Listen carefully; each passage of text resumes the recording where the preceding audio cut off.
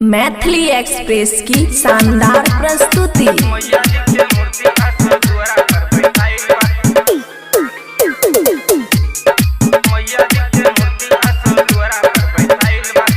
खुशी recording studio बलुआहा। गाँव वाला लइकन से चंदा बटुराइल बा, गाँव वाला लइकन से चंदा बटुराइल बा।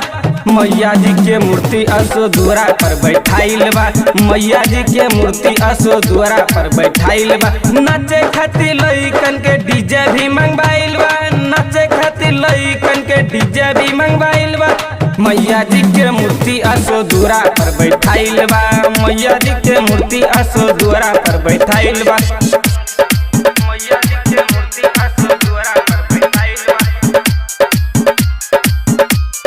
मैया जी के मूर्ति असो दुआरा पर बैठाइल बा।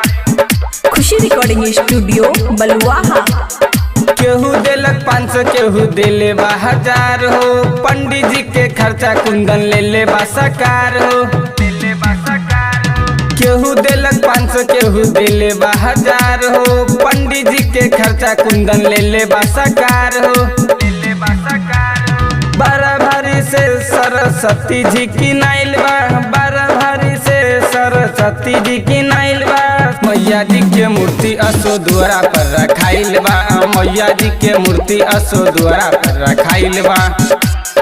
मैया जी के मूर्ति असो दुआरा पर रखाइल बा, मैया जी के मूर्ति असो दुआरा पर रखाइल बा। उहे हई कापी उहे ह कलम हो, बाटे मिठू राज के उन्हीं के अलंग हो, उन्हीं के अलंग हो। उहे हई कापी उहे ह कलम हो, बाटे धीरज बाबू के उन्हीं के अलंग हो, उन्हीं के अलंग हो। गावे खातिर भक्ति देख सनोज नीरज आइल बा, गावे खातिर भक्ति देख सनोज नीरज आइल बा। मैया जी के मूर्ति असो दुआरा पे रखाइल बा, मैया जी के मूर्ति असो दुआरा पे रखाइल बा। खुशी रिकॉर्डिंग स्टूडियो बलुआहा।